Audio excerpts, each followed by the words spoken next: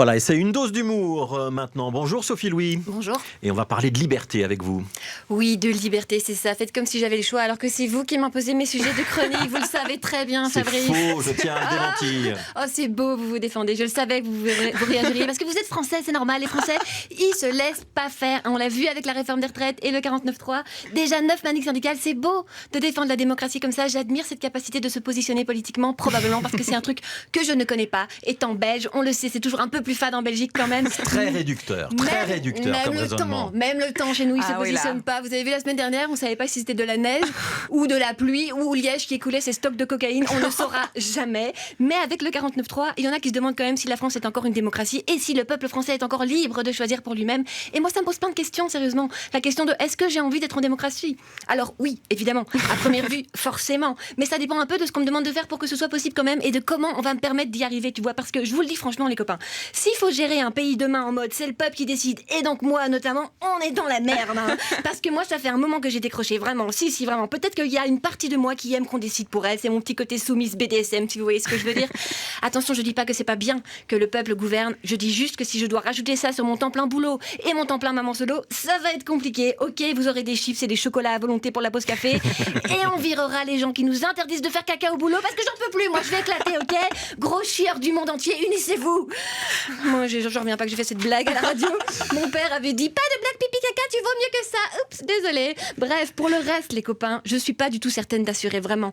Après, je dis pas que ça me plairait pas de décider, de gouverner, d'être la reine. Évidemment que j'adorerais ça, avoir le pouvoir. Je suis comme la Antigone d'Anou. Moi, je veux tout, Fabrice. Et tout de suite, ok? Je veux pas me contenter d'un petit morceau si j'ai été bien sage. Ok, je m'appelle Sophie, la sagesse en grec, mais il faut pas déconner quand même. Bien sûr que ça me plairait, mais honnêtement, je sais pas comment je ferais si je devais prendre de telles décisions sur l'âge, la retraite, tout ça.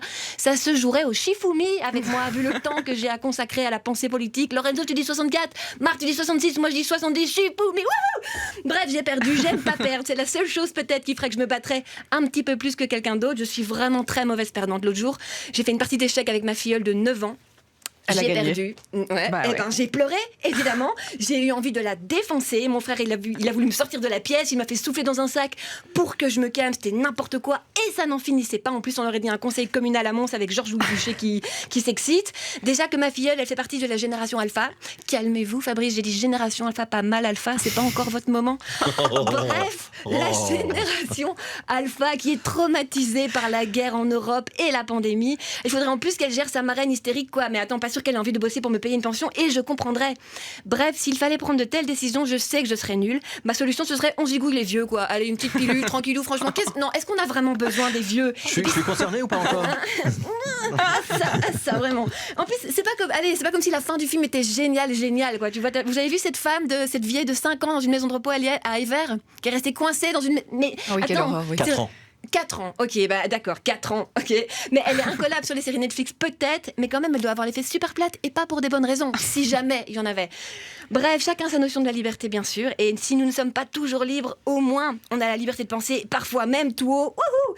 Et moi, mon cœur me dit, bats-toi pour le collectif et des conditions de vie dignes. Et puis, il y a ma flemme de maman solo qui dit, encore un épisode et puis on s'y met, c'est promis. C'était Sophie Louis. On est passé de pipi caca à l'Antigone de Jean Anouilh en l'espace de quelques secondes. Vous serez au Kings of Comedy Club dans un mois. Le 31 mai. Ouais, c'est dans un mois. C'est ça, ouais. C'est dans un mois. C'est pas dans 2 mois. C'est dans 2 mois, tout à fait. 2 mois. On est en avril. On est le 30. On est en avril. On est en 31 mars. Ah oui, dans 2 mois. Mais non, mais je joue avant. Mais c'est le gros moment là. C'est le gros moment. Kings, Donc on note, ouais. on coche le 31 mai dans nos agendas et puis on donnera d'autres dates la prochaine fois que vous venez. Merci Sophie Louis.